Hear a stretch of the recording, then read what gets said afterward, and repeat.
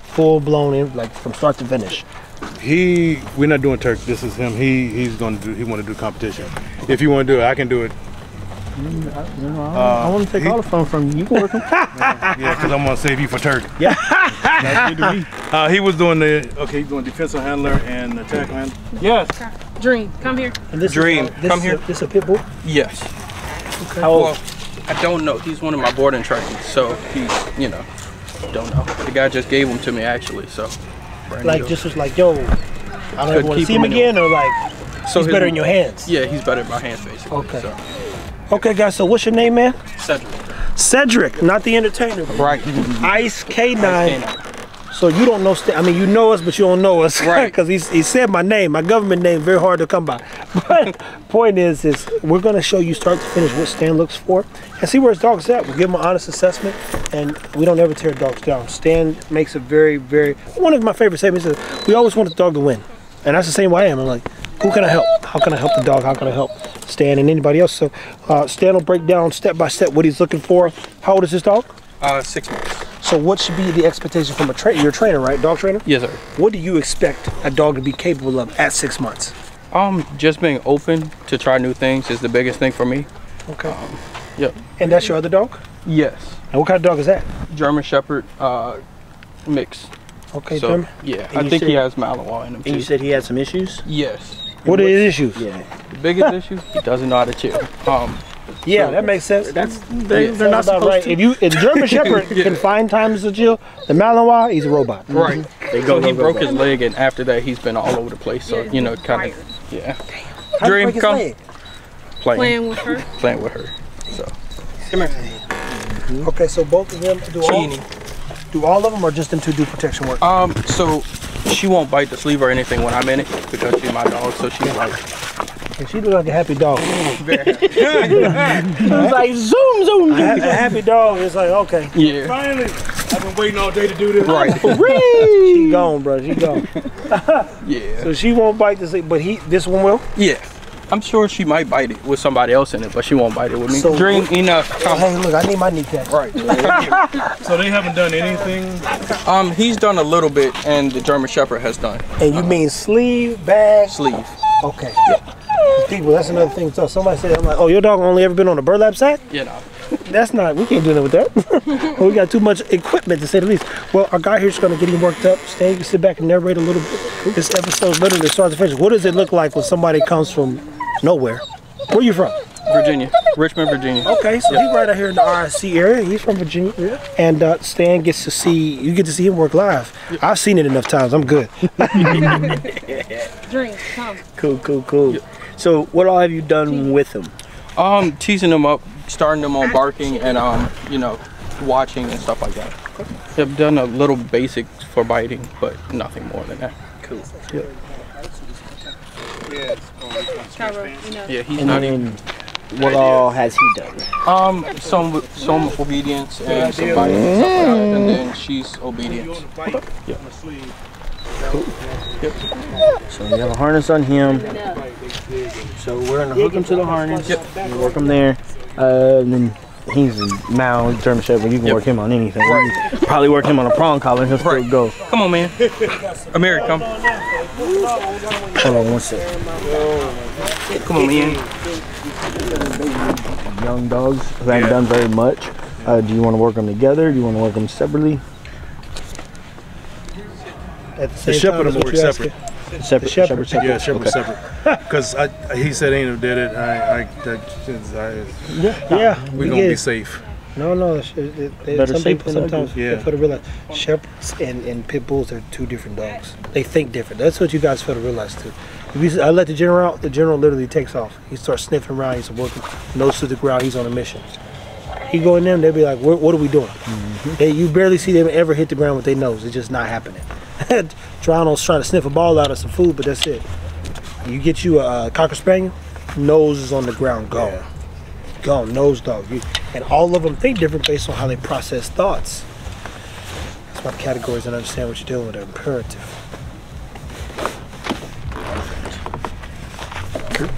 This is the sleeve they use when they're doing IGP or Schutzen. ideally with shepherds. This is the kind of material they use, but this is more like for a protection suit, the whole padded suit. This kind of material is for that. So when you're making that transition, or when I'm making that transition in training, I use this sleeve so they get used to the texture. Because if they don't like the texture, if they're not used to it, it'll mess with their bite and it'll look crappy. Where's my other sleeve at? Okay. I made with other fish I had around people. So like now she's 2 people drilling. Absolutely. So who's this drilling? This one is a Mary. All right. No sleeve or sleeve? Sleeve. Okay. Back your dog up. Come on, man. So he's gonna get you into position. Yeah. So he can get in position. What we're gonna do? Because I want you to have some success, so we're not gonna start off with that. Let's work the dog up first. See what you got. So I want you to pick a spot, preferably right there. Post up. Post up. Don't move. Be a tree. Be a tree. And And you get how to motivate him. He's looking at everybody. come on. Yeah, man. Good boy. Talk to him. Talk to him. Talk to him.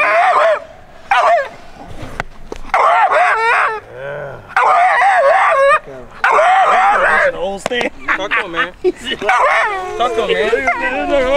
Talk to him. Talk to him. Talk to him, man. Good boy, man. Good boy, man. I block. Good boy. I block. All right. So we're gonna start from the beginning. All right. Start from the beginning. Just post up, don't move.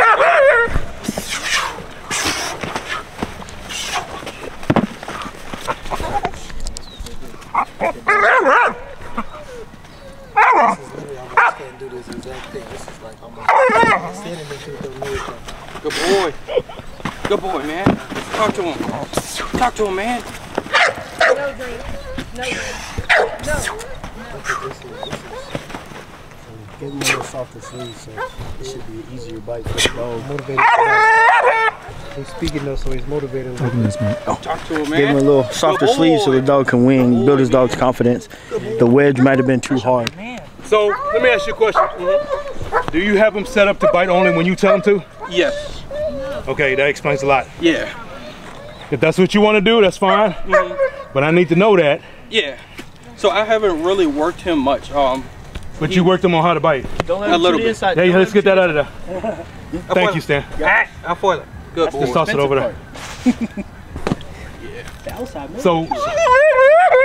So you train him how to bite?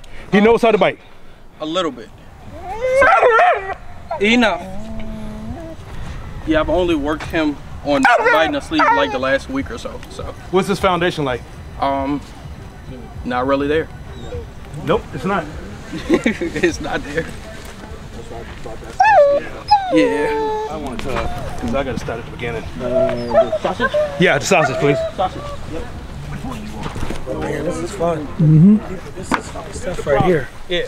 What you're watching right now some is bite work. progressive work. And he's done a little bit on the sleeve, Go ahead, but he get that. doesn't have a foundation. So the sleeve really has no value. Right. So we got to start him at the beginning, at the very beginning. Which means a lot of this, a lot of playing around, show him how to bite, show him that's what he wants to do. Good boy. I'm blowing. Talk to him, man. Talk to him, man. I need you to be quiet. Yes, sir. Yes. This is what I want. Good job. Now you can praise him. Good boy. Yeah, now you Good can. boy. See, the problem is he's taking his cues from you, but doesn't really know what he's supposed to do. Right. So when you tell him do it, he's like, I think this is what I'm supposed to do. We need him to be instinctual about that. So when you tell him to do it, it's with conviction and purpose. Okay. So go ahead and out him. You kick it off to me. Afuera.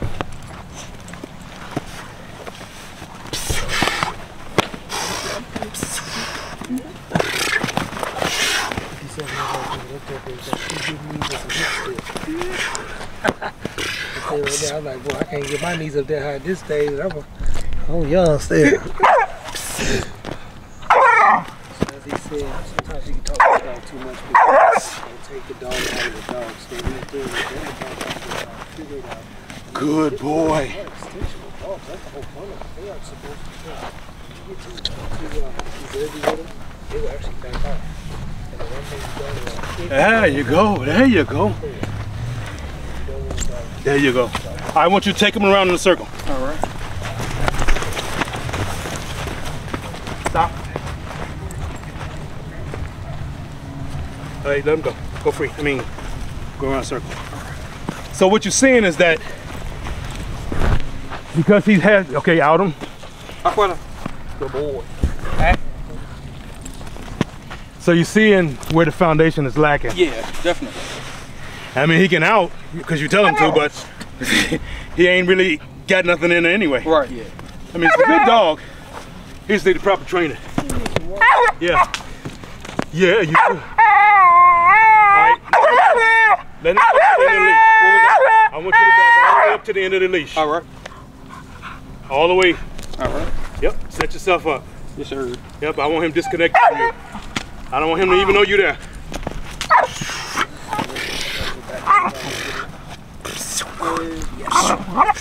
It could be, but we were talking earlier, we want the handler to know what the dog is supposed to be doing as well. When you back tie the dog, you take the handler out, and they don't have that same confidence. This is a two good knees stick. Let me tell you. Nice, there you go. Yeah, that's a whole lot better than 2 minutes ago. Like you're saying, you can talk too much. Oh, He said, I'm gonna grab something. You can talk too much to the dog. I think worst case scenario, you get in a situation, getting knocked out, you can't encourage your dog, you finna get stomped. And the dog need to know what to do in this situation. You get your head rucked into the concrete. You gonna say it? You gonna say the bike come in? You ain't said it, brother. I'm gonna just pray for you. I'll be here when you get up. Right. Or they just stole him a nice dog. It ain't a nice dog if they let him steal him. That's true. So what I'm doing now is building a foundation. I mean, not foundation, I'm sorry. Possession. But I'm getting her to do it on her own. But you telling her it's okay. Right. Which is okay, but not now. Right. I need her to have the confidence to do it on her own and understand she got to work for it.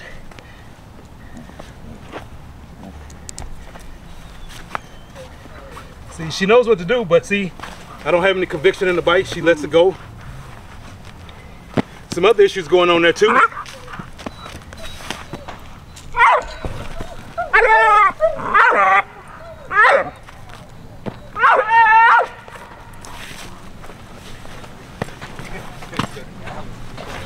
Put her up. We'll get some air.